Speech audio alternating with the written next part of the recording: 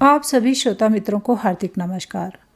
आइए आज मैं सुनाने जा रही हूँ आचार्य चतुरसेन शास्त्री जी द्वारा लिखी हुई एक बहुत ही प्रसिद्ध कहानी अम्बपालिका। तो सुनते हैं कहानी अम्बपालिका। अम्बपालिका कहानी आचार्य ने सन 1928 में लिखी थी। हिंदी में अम्बपालिका से संबंधित यह सर्वप्रथम ही कहानी है। इसके बाद अम्बपालिका को लेकर अनेक कहानियाँ और उपन्यास भी लिखे गए तथा आचार्य ने आगे इसी आधार पर अपनी अमर रचना वैशाली की नगरवधू लिखी। जिस समय यह कहानी लिखी गई थी उस समय लेखक की दृष्टि में कथा का आधार बहुत अस्पष्ट था। उसके बाद में जो परिष्कार हुआ वह तो नगरवधू में व्यक्त है, परंतु यह कहानी बिना संशोधन किए वैसी की वैसी ही दी जा रही है। इसमें लेखक के भीतर का उदयीमान साहित्यकार झांक रहा है। तो सुनते हैं कहानी अम्बपालिका। मुजफ्फरपुर से पश्चिम की ओर जो पक्की सड़क जाती है उस पर मुजफ्फरपुर से लगभग 18-20 मील पर बैसौड़ नामक एक बिल्कुल छोटा सा गांव है, जिसमें 30-40 घर भूमिहार ब्राह्मणों के और कुछ क्षत्रियों के बच रहे हैं। इस गांव के चारों ओर कोसों तक खंडहर, टीले और पुरानी टूटी फूटी मूर्तियां ढेर की ढेर मिलती हैं, जो इस बात की स्मृति दिलाती हैं कि यहाँ कभी कोई बड़ा भारी समृद्धशाली नगर बसा रहा होगा। वास्तव में 2500 वर्ष पूर्व यहाँ एक विशाल नगर बसा था जिसका नाम वैशाली था और जो प्रबल प्रतापी लिच्छवी गणतंत्र के शासन में था। वैशाली लिच्छवी गणतंत्र की एक प्रधान नगरी और रियासत थी। नगर व्यापारियों, जौहरियों, शिल्पकारों और भिन्न भिन्न प्रकार के देश विदेश के यात्रियों से परिपूर्ण था। श्रेष्ठी चत्वर नगर का प्रधान बाजार था, जहाँ जौहरियों और बड़े बड़े व्यापारियों की कोठियाँ थीं और जिनकी व्यापारिक शाखाएं समस्त उत्तर भारत में फैली हुई थीं।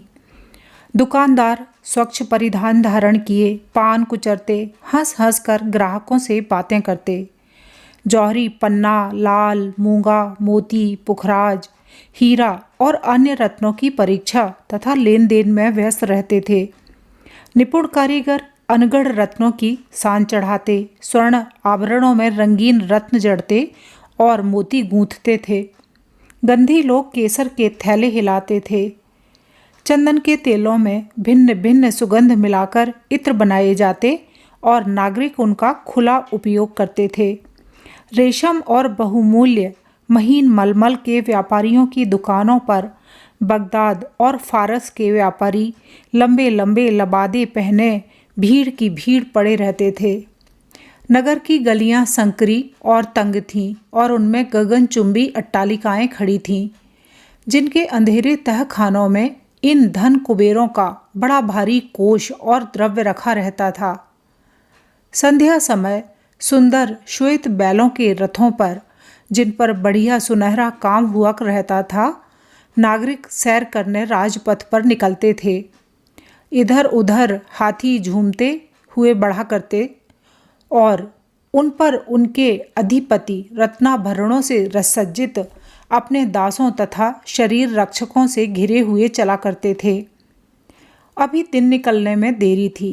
पूर्व की ओर प्रकाश की आभा दिखाई पड़ रही थी, पर मार्ग में अंधेरा था। राजमहल के तोरण पर अभी तक प्रकाश जल रहा था। चारों ओर प्रतिहार पड़े सो रहे थे। उनमें से केवल एक भाला टेक कर खड़ा नींद में झूम रहा था। तोरण के इधर उधर कई कुत्ते पड़े सो रहे थे। धीरे धीरे दिन का प्रकाश फैलने लगा। राजवर्गी इधर से उधर आने जाने लगे। प्रतिहार रक्षी सेना का एक नवीन दल तोरण पर आ पहुंचा। उनमें से एक दंड धरने आगे बढ़कर भाले के सहारे खड़े खड़े ऊँघते मनुष्य को पुकार कर कहा, महानामन, सावधान हो और घर जाकर विश्राम करो। महाना मन ने सजग होकर अपने दीर्घकाय का और भी विस्तार करके एक जोर की अंगड़ाई ली और यह कहकर कि तुम्हारा कल्याण हो। वह अपना भाला धरती पर टेकता हुआ तीसरे तोरण की ओर बढ़ गया। पश्चिम की ओर पुराना प्रासाद और राजमहल का उपवन था, जिसकी देख रेख महानामन के सुपुर्द थी। यही उसकी छोटी सी कुटिया थी, जहाँ वह अपनी प्रौढ़ा पत्नी के साथ 17 वर्ष से एक रस आंधी पानी सर्दी गर्मी में पड़ा रहता था। वह नींद में झूमता हुआ ऊँघ रहा था। अब भी प्रभात का प्रकाश धुंधला था। उसने अपनी कुटी के पास एक कदली वृक्ष के नीचे आम्रकुंज में एक श्वेत वस्तु पड़ी रहने का भान किया। निकट जाकर देखा, एक नवजात शिशु स्वच्छ वस्त्रों में लिपटा अपना अंगूठा चूस रहा है। आश्चर्यचकित होकर महानामन ने शिशु को उठा लिया। देखा, कन्या है। उसने अपनी स्त्री को पुकार कर उसे वह कन्या देकर कहा, देखो, आज इस प्रकार अपने जीवन की पुरानी साध मिटी। वह कन्या उस दरिद्र लिच्छवी महानामन के उस दरिद्रावास में शशिकला की भांति बढ़ने लगी। उसका नाम रखा गया अम्बापालिका। वैशाली से उत्तर पश्चिम 25 कोस पर एक छोटे से गांव में एक किनारे पर एक साधारण घर था। उस द्वार पर एक वृद्ध प्रातः काल बैठा दातुन कर रहा था। पूर्व के द्वार पर पैर की आहट सुनकर उसने पीछे को देखा। एक चंपक पुष्प की कली के समान 11 वर्षीय अति सुंदरी बालिका, जिसके घुंघराले बाल लहलहा रहे थे, दौड़ती दौड़ती बाहर आई और वृद्ध को देख उसे लिपटने को लपकी, पर पैर फिसलने से गिर गई। वह गिरकर रोने लगी। वृद्ध ने दातुन फेंक दौड़कर बालिका को उठाया, उसकी धूल झाड़ी। बालिका ने रोना रोककर कहा, बाबा, घर में आटा बिल्कुल नहीं है, हम लोग क्या खाएंगे? वृद्ध ने उसे गोद में उठाते हुए कहा, कुछ चिंता नहीं, मैं अभी गेहूं पिसवाने की व्यवस्था करता हूँ। बालिका ने कहा, गेहूं का भी तो एक दाना नहीं है। वृद्ध क्षण भर अवाक रहा। उसने कहा, तब ठहर, मैं अभी शिकार मार कर लाता हूँ। बालिका ने रोक कर कहा, नहीं नहीं, मैं पक्षी का मांस नहीं खाऊंगी। वृद्ध महानामन लिच्छिव था और कन्या थी अम्बपालिका। वृद्ध की पत्नी का स्वर्गवास हुए 8 साल व्यतीत हो गए थे। उसके बाद कन्या की परिचर्या में बाधा पड़ती देख महानामन ने राज्य सेवा छोड़कर अपने ग्राम में आकर बालिका की सेवा शुश्रूषा आबाद रूप से करने का निश्चय कर लिया था। वह गत 8 वर्षों से इसी गांव में रहता था। अम्बपालिका को उसने इस तरह पाला जैसे पक्षी चुग्गा दे देकर अपने शिशु पक्षी को पालता है। परंतु खेद है, धीरे धीरे उसकी छोटी सी कमाई की क्षुद्र पूंजी यत्न से खर्च करने पर भी समाप्त हो ही गई। और फिर धीरे धीरे पत्नी की स्मृति रूप 2-4 क्षुद्र आभूषण भी उदर गुहा में पहुंच चुके। अब आज क्या किया जाए? पर अब तो आटा भी नहीं, एक दाना गेहूं भी नहीं। वृद्ध की प्राणों की पुतली इस प्रश्न पर चिंतित हो रही है। यह और भी कष्ट का प्रश्न था, पर वृद्ध ने हंसकर कहा, अच्छा अच्छा, मैं अभी गेहूं लिए आता हूँ।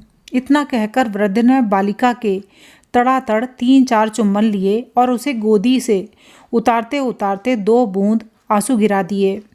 बालिका भीतर गई और वृद्ध चिंतामग्न बैठ गया।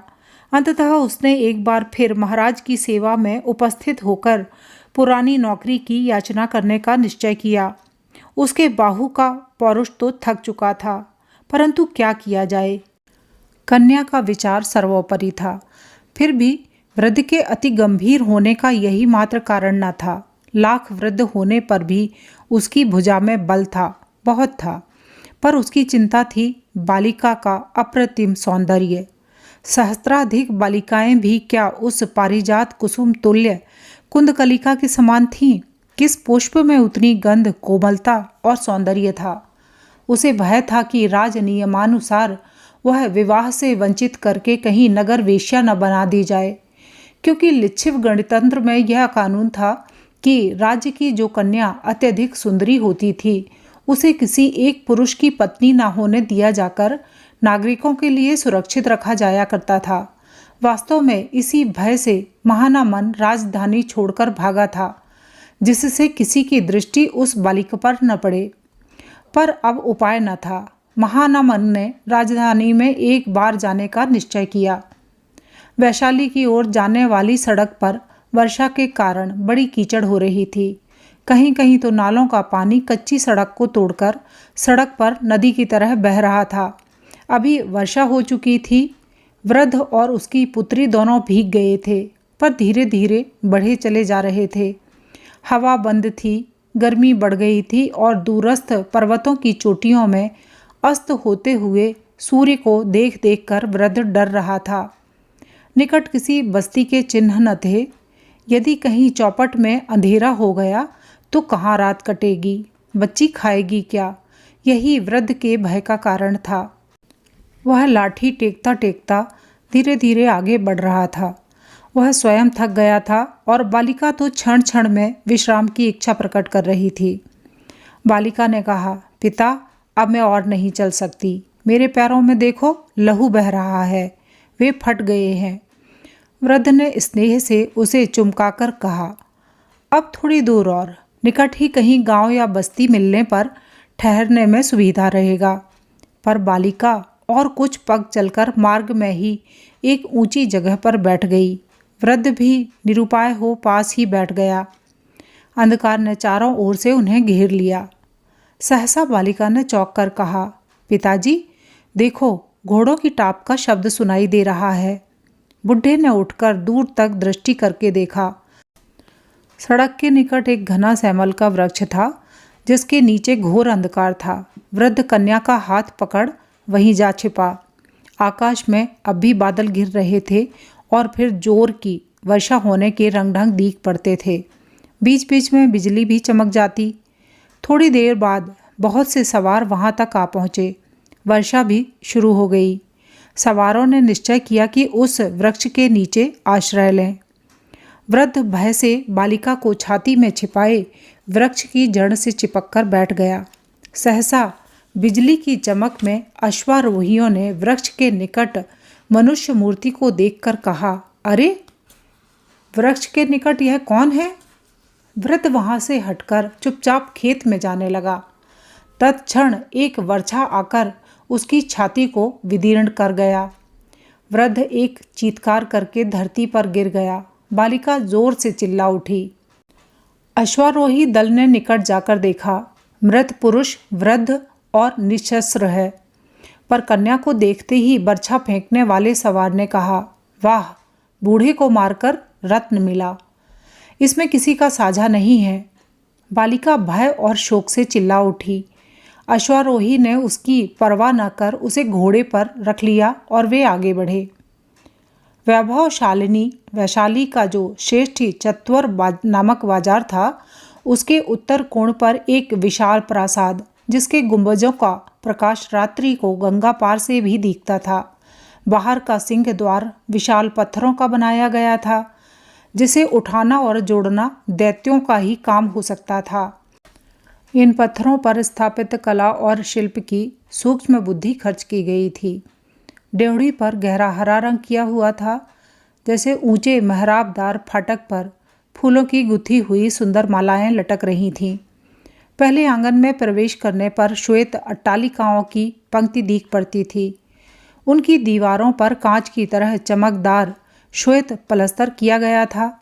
सीढ़ियों पर भिन्न भिन्न प्रकार के खुद रंग बहुमूल्य पत्थर लगे थे और खिड़कियों में बिल्लौर के किवाड़ थे, जिनमें श्रेष्ठी चत्वर की बहार बैठे बैठे ही दिख पड़ती थी। दूसरे आंगन में गाड़ी, बैल, घोड़े, हाथी बंधे थे और महावत उन्हें चावल घी खिला रहे थे। तीसरे आंगन में अतिथिशाला तथा आगत जनों के ठहरने का प्रबंध था। यहाँ बहुत सुंदर विशाल पत्थरों के खंभों पर मेहराब खड़े हुए थे। चौथे आंगन में नाट्यशाला और गायन भवन थे। पांचवें आंगन में भिन्न भिन्न प्रकार के शिल्पकार और जौहरी लोग नाना प्रकार के आभूषण बना और रत्नों को घिस रहे थे। छठे आंगन में भिन्न भिन्न देश के पशु पक्षियों का अद्भुत संग्रह था। सातवां आंगन बिल्कुल श्वेत पत्थर का बना था और उसमें सुनहरा काम हो रहा था। इसमें 2 भीमकाय सिंह स्वर्ण की मेखलाओं से दृढ़तापूर्वक बंधे थे और चांदी के पात्रों में पानी भरा उनके निकट धरा था। गृह स्वामिनी अम्बपालिका इसी कक्ष में विराजिती थी। संध्या हो गई थी। परिचारक और परिचारिकाएं दौड़ धूप कर रही थीं। कोई सुगंधित जल आंगन में छिड़क रही थी, कोई धूप जलाकर भवन को सुवासित कर रही थी, कोई सहस्त्र दीप गुच्छ में सुगंधित तेल डालकर प्रकाशित करने में व्यस्त थी। बहुत से माली तोरण और आलिंद पर ताजे पुष्पों के गुलदस्ते और मालाओं को सजा रहे थे। अलिंद में दंड भर अपने अपने स्थानों पर भाला टेक स्थिर भाव से खड़े थे। द्वारपाल तोरण पार अपने द्वार रक्षक दल के साथ सशस्त्र उपस्थित था। क्षण भर बाद प्रासाद भांति भांति के रंगीन प्रकाशों से जगमगा उठा। भांति भांति के रंगीन फव्वारे चलने लगे और उन पर प्रकाश का प्रतिबिंब इंद्रधनुष की बहार दिखाने लगा। धीरे धीरे प्रतिष्ठित नागरिक कोई पालकी में, कोई रथ पर और कोई हाथी पर चढ़कर प्रथम तोरण पार कर आने लगे। परिचारक गण दौड़ दौड़कर अतिथियों को सादर उतारकर भीतरी अलिंद में पहुंचाने तथा उनकी सवारियों की व्यवस्था करने लगे। हाथी, घोड़े, रथ, पालकी आदि वाहनों का तांता लग गया। उनकी भीड़ से बाहर का विशाल प्रांगण भर गया।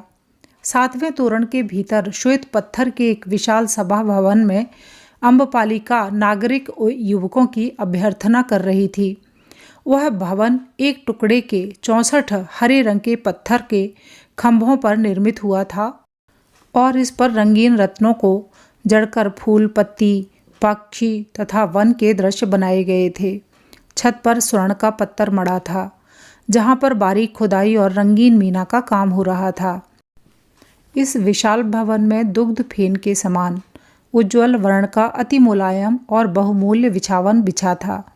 थोड़े थोड़े अंतर से बहुत सी वेदियां पृथक बनी थीं, जहाँ कोमल उपधान, मध्य के स्वर्ण पात्र और प्यालियां, जुआ खेलने के पासे तथा अन्य विनोद सामग्री, भिन्न भिन्न प्रकार के ग्रंथ, बहुमूल्य चित्र तथा अन्य बहुत सी मनोरंजन की सामग्री थी।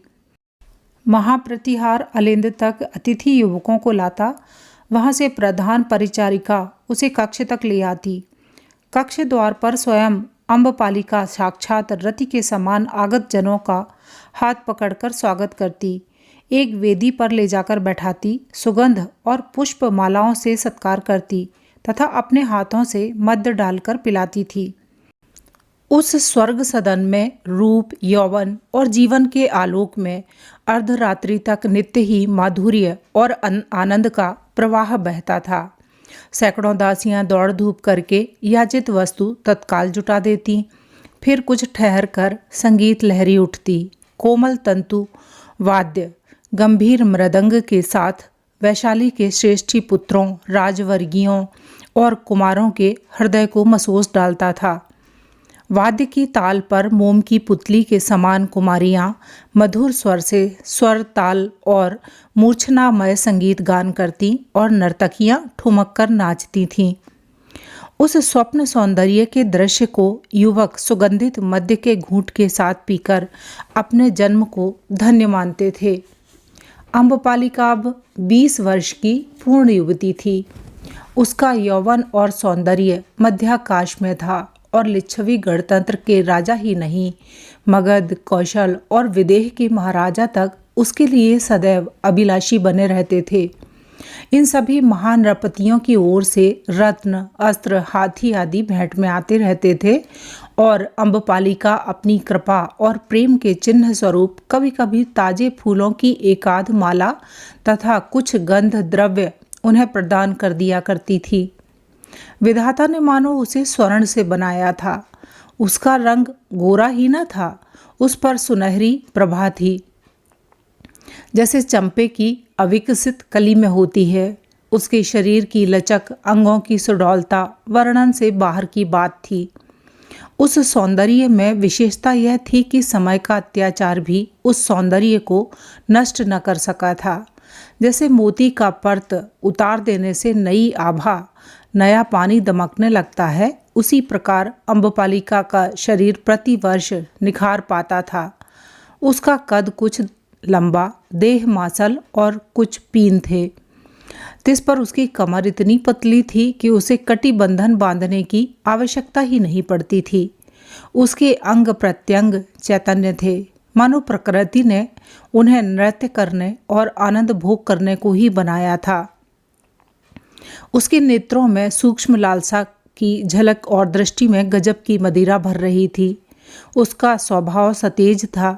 चितवन में दृढ़ता, निर्भीकता, विनोद और स्वेच्छाचारिता साफ झलकती थी।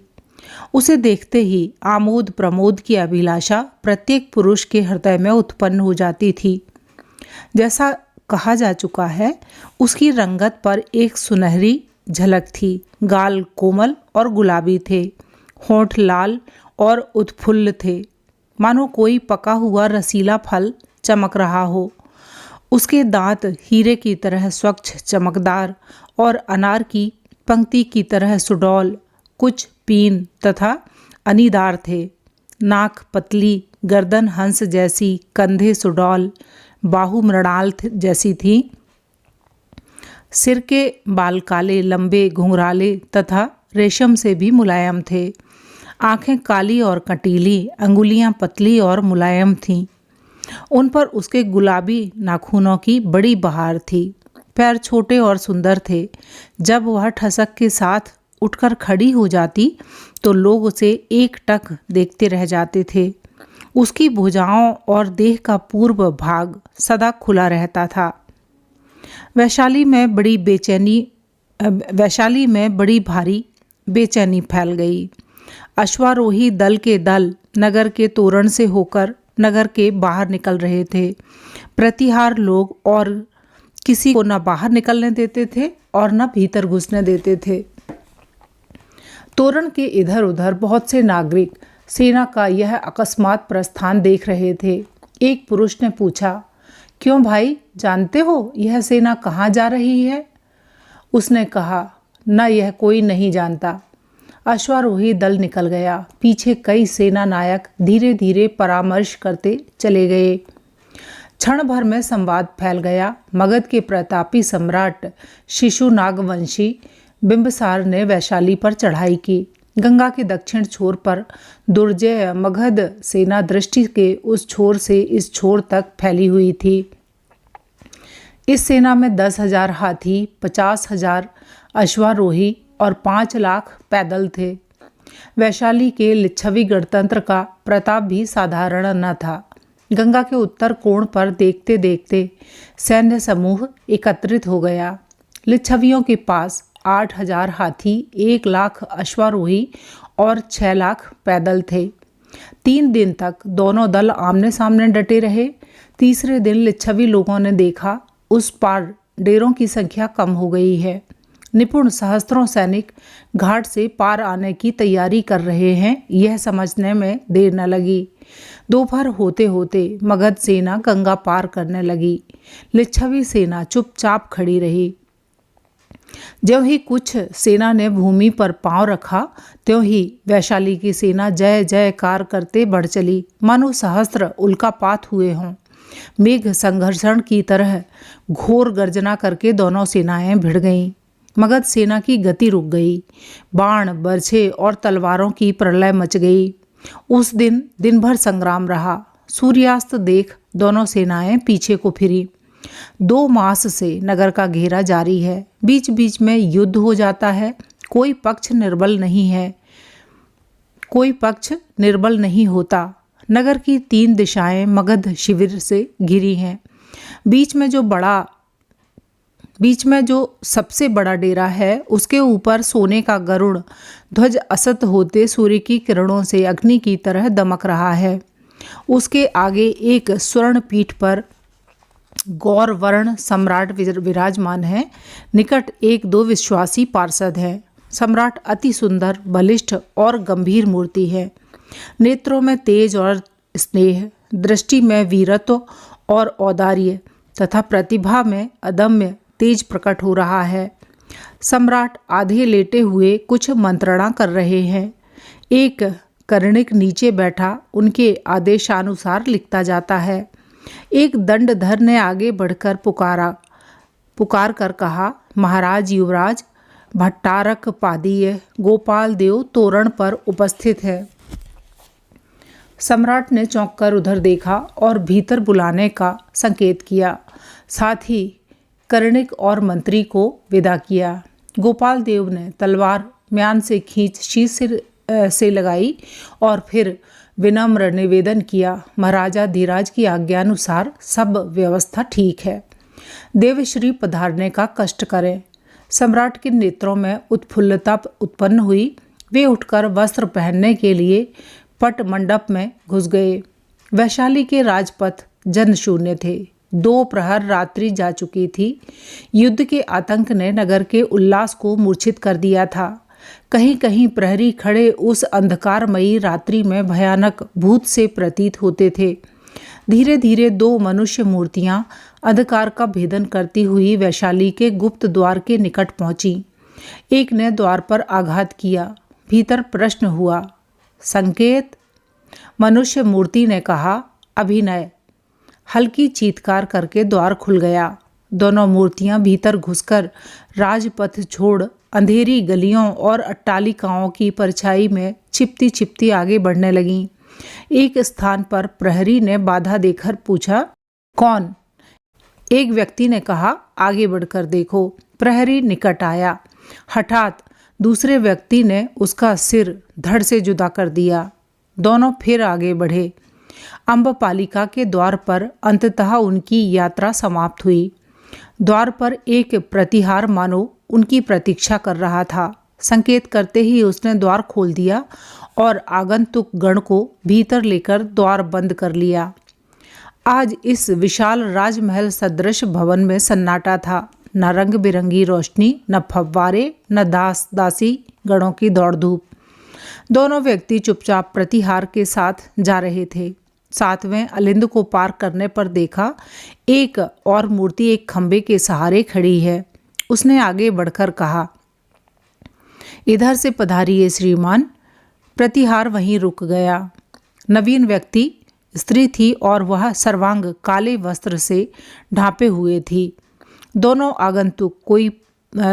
आगंतुक कई प्रांगण और अलिंद पार करते हुए कुछ सीढ़ियां उतरकर एक छोटे से द्वार पर पहुंचे, जो चांदी का था और जिस पर अतिशय मनोहर जाली का काम हो रहा था और उस जाली में से छन छन कर रंगीन प्रकाश बाहर पड़ रहा था। द्वार खोलते ही देखा, एक बहुत बड़ा कक्ष भिन्न भिन्न प्रकार की सुख सामग्रियों से परिपूर्ण था। यद्यपि उतना बड़ा नहीं जहां नागरिक जनों का प्रायः स्वागत होता था, परंतु सजावट की दृष्टि से इस कक्ष के सम्मुख उसकी गणना नहीं हो सकती थी।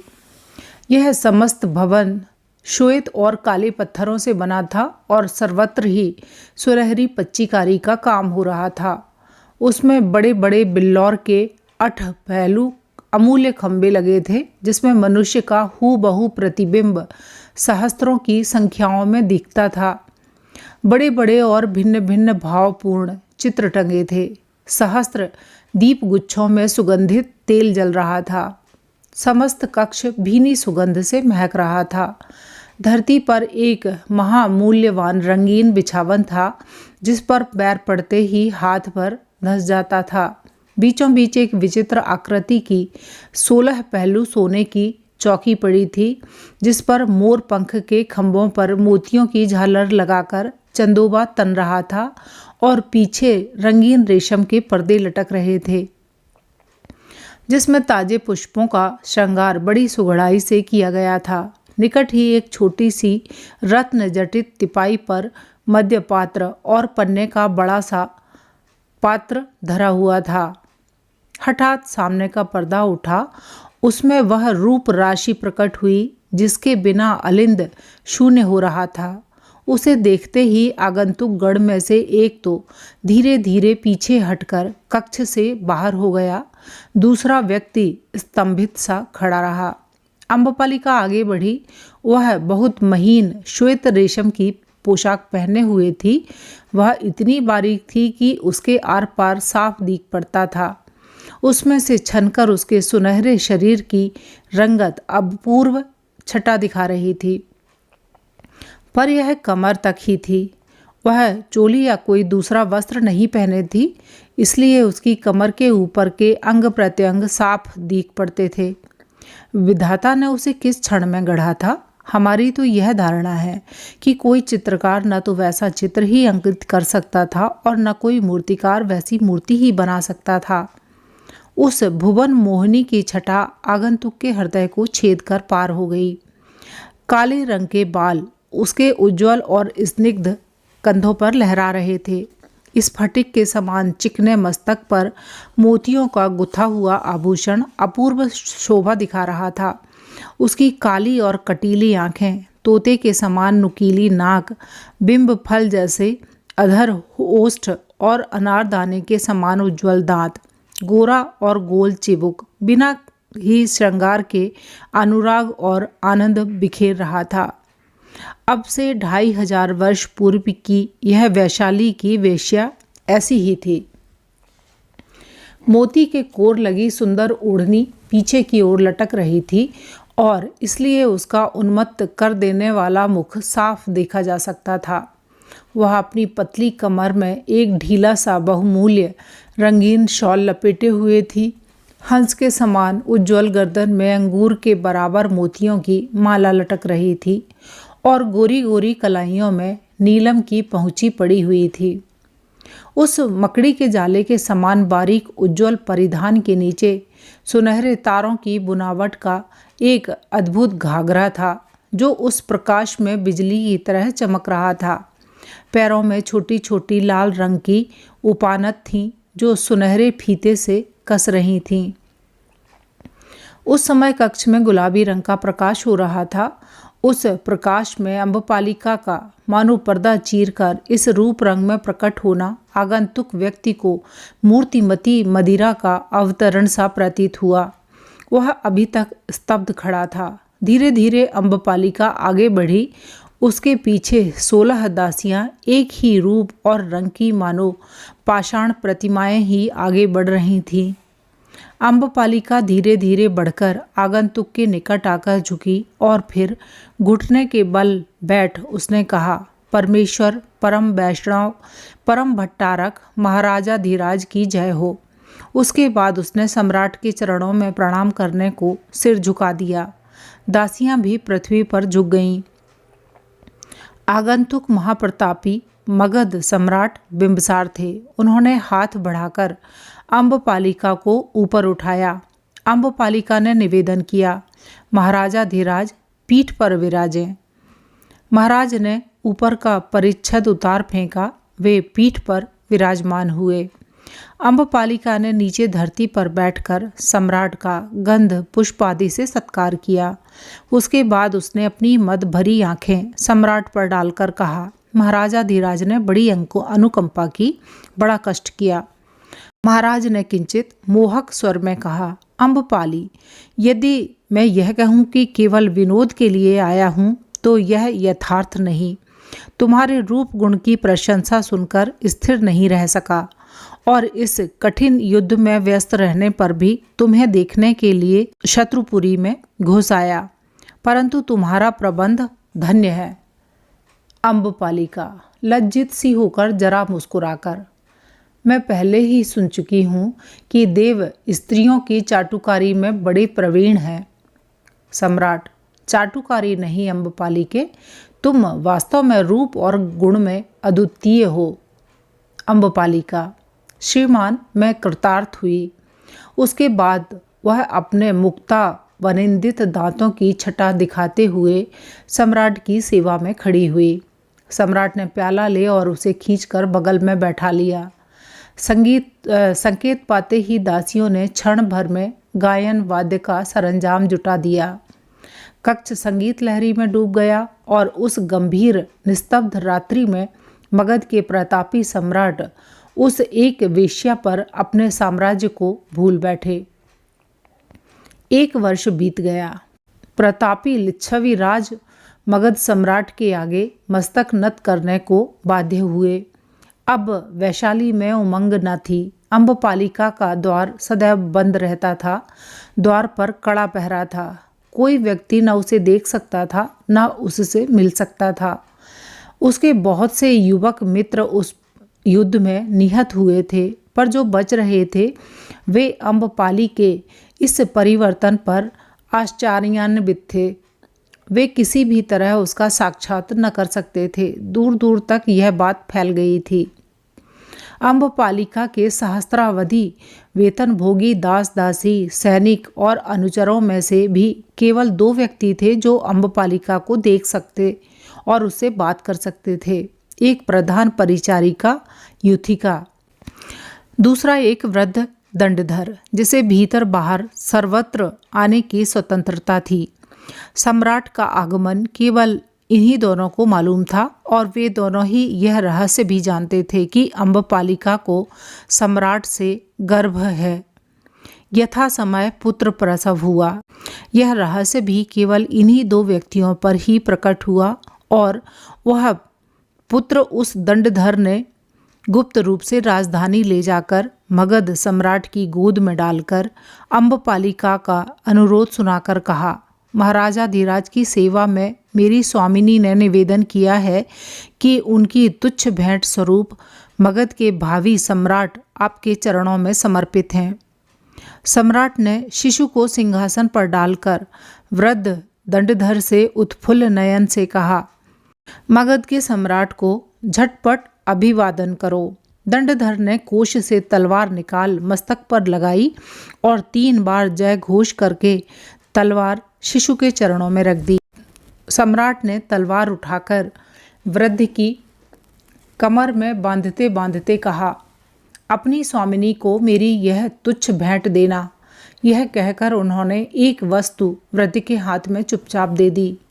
वह वस्तु क्या थी यह ज्ञात होने का कोई उपाय नहीं। भगवान बुद्ध वैशाली में पधारे हैं और अम्बपालिका की बाड़ी में ठहरे हैं। आज हठात अम्बपालिका के महल में हलचल मच रही है। सभी दास दासी प्रतिहार द्वारपाल दौड़ धूप कर रहे हैं। हाथी घोड़े पालकी रथ सज रहे हैं। सवार शस्त्र सज्जित हो रहे हैं। अम्बपालिका भगवान बुद्ध के दर्शनार्थ बाड़ी में जा रही है। 1 वर्ष बाद आज वह फिर सर्वसाधारण के सम्मुख निकल रही है। समस्त वैशाली में यह समाचार फैल गया है। लोग झुंड के झुंड उसे देखने राजमार्ग पर डट गए हैं। अम्बपालिका एक श्वेत हाथी पर सवार होकर धीरे धीरे आगे बढ़ रही है। दासियों का पैदल झुंड उसके पीछे है। उसके पीछे अश्वारोही दल हैं और उसके बाद हाथियों पर भगवान की पूजा सामग्री। सबसे पीछे बहुत से वाहन, कर्मचारी और पौरगण। अम्बपालिका एक साधारण पीत वर्ण परिधान धारण किए अधोमुख बैठी है। एक भी आभूषण उसके शरीर पर नहीं है। बाड़ी से कुछ दूर ही उसने सवारी रोकने की आज्ञा दी। वह पैदल भगवान के निवास तक पहुंची। पीछे 100 दासियों के हाथ में पूजन सामग्री थी। तथागत बुद्ध की अवस्था 80 को पार कर गई थी। एक गौरवर्ण दीर्घकाय श्वेत केश कृश किंतु बलिष्ठ महापुरुष पद्मासन से शांत मुद्रा में एक सघन वृक्ष की छाया में बैठे थे। सहस्त्रावधिक शिष्यगण दूर तक मुंडित शिर और पीत वस्त्र धारण किए स्तब्ध से श्रीमुख के प्रत्येक शब्द को हथपटल पर लिख रहे थे। आनंद नामक शिष्य ने निवेदन किया, प्रभु अम्बपालिका दर्शनार्थ आई है। तथागत ने किंचित हास्य से अपने करुण नेत्र ऊपर उठाए। अम्बपालिका धरती में लौटकर कहने लगी, प्रभो त्राहि माम त्राहि माम। भगवान ने कहा, कल्याण कल्याण। आनंद ने कहा, उठो अम्बपाली, महाप्रभु प्रसन्न हैं। अम्बपाली ने यथा विधि भगवान का अर्धदान पाद्य मधुपर्क से पूजन किया और चरण रज नेत्रों में लगाई। फिर हाथ बांध सम्मुख खड़ी हो गई। भगवान ने हंसकर कहा, अब और क्या चाहिए अम्बपाली? प्रभो भगवान, इस अपदार्थ का आतिथ्य स्वीकार हो। इन चरण कमलों की देव दुर्लभ रजकण किंकरी की कुटिया को प्रदान हो। प्रभु ने कहा, करुण स्वर में कहा, तथास्तु। भिक्षुगण सहस्त्र कंठ से जयोल्लास से चिल्ला उठे, परंतु यह क्या, उस नाद को विदीर्ण करता हुआ एक और नाद उठा। भगवान ने पूछा, आनंद यह क्या है? प्रभो, लिच्छवी राजवर्ग और अमात्य वर्ग श्रीपाद पद्म के दर्शनार्थ आ रहे हैं। प्रभु हंस पड़े। अम्बपालिका हट गई। प्रतापी लिच्छवी राजगण, राजकुमार, अमात्य वर्ग और अंतःपुर ने एक साथ ही भगवान के चरणों में महान मस्तक झुका दिए। भगवान ने कहा, कल्याण कल्याण। महाराज ने पद धूलि मुकुट पर लगाकर कहा, महाप्रभु, यह तुच्छ राजधानी इन चरणों में पधारने से कृत्य हुई, परंतु प्रभो, यह वेश्या की बाड़ी है, श्री चरणों के योग्य नहीं। प्रभु के लिए राजप्रासाद प्रस्तुत है और राजवंश प्रभु पद सेवा को बहुत उत्सुक है। भगवान ने हंसकर कहा, तथागत के लिए वेश्या और राजा में क्या अंतर है? तथागत समदृष्टि हैं। प्रभो, तब कल का आतिथ्य राज परिवार को प्रदान कर कृतार्थ करें। वह तो मैं अम्बपालिका का स्वीकार कर चुका। राजा निरुत्तर हुए। वे फिर प्रणाम कर लौटे। कुछ श्वेत वस्त्र धारण किए थे, कुछ लाल और कुछ आभूषण पहने थे। अम्बपालिका रथ में बैठकर लौटी। उसने आज्ञा दी, मेरा रथ लिच्छिव महाराजाओं के बराबर हाँको, उनके पहिए के बराबर मेरा पहिया और उनके धुरे के बराबर मेरा धुरा रहे तथा उनके घोड़े के बराबर मेरा घोड़ा। लिच्छवियों ने देखकर क्रोध मिश्रित आश्चर्य से पूछा, अम्बपालिके, यह क्या बात है? तू हम लोगों के बराबर अपना रथ हाँक रही है? उसने उत्तर दिया, मेरे प्रभु, मैंने तथागत और उसके शिष्य वर्ग को भोजन का निमंत्रण दिया है और वह उन्होंने स्वीकार किया है। उन्होंने कहा, हे अम्बपाली, हमसे 1,00,000 स्वर्ण मुद्रा ले और यह भोजन हमें कराने दे। मेरे प्रभु, यह संभव ही नहीं है। तब 100 ग्राम ले और यह निमंत्रण हमें बेच दे। नहीं स्वामी, कदापि नहीं। आधा राज्य ले और यह निमंत्रण हमें दे दे। मेरे प्रभु, आप एक तुच्छ भूखंड के स्वामी हैं, पर यदि समस्त भूमंडल के चक्रवर्ती भी होते और अपना समस्त साम्राज्य मुझे देते, तो भी मैं ऐसी कीर्ति की जेवनार को नहीं बेच सकती थी। लिच्छवी राजाओं ने तब अपना हाथ पटक कर कहा, हाय, अम्बपालिका ने हमें पराजित कर दिया। अम्बपालिका हमसे बढ़ गई। अम्बपालिके, तब तुम स्वच्छंदता से हमसे आगे रथ हाँको। अम्बपालिका ने रथ बढ़ाया। गर्द का एक तूफान पीछे रह गया। 10 सहस्त्र भिक्षुओं के साथ भगवान बुद्ध ने अम्बपालिका के प्रासाद को आलोकित किया। वैशाली के राजमार्ग में नगर के प्राणी आज उछे थे। महापुरुष बुद्ध और उनके वीतरागी भिक्षु भूमि पर दृष्टि दिए पैदल धीरे धीरे आगे बढ़ रहे थे। नगर के श्रेष्ठीगण दुकानों से उठ कर मार्ग की भूमि को भगवान के चरण रखने के पूर्व अपने उत्तरीय से झाड़ रहे थे। कोई नागरिक भीड़ से निकलकर पथ पर अपने बहुमूल्य शॉल बिछा रहे थे।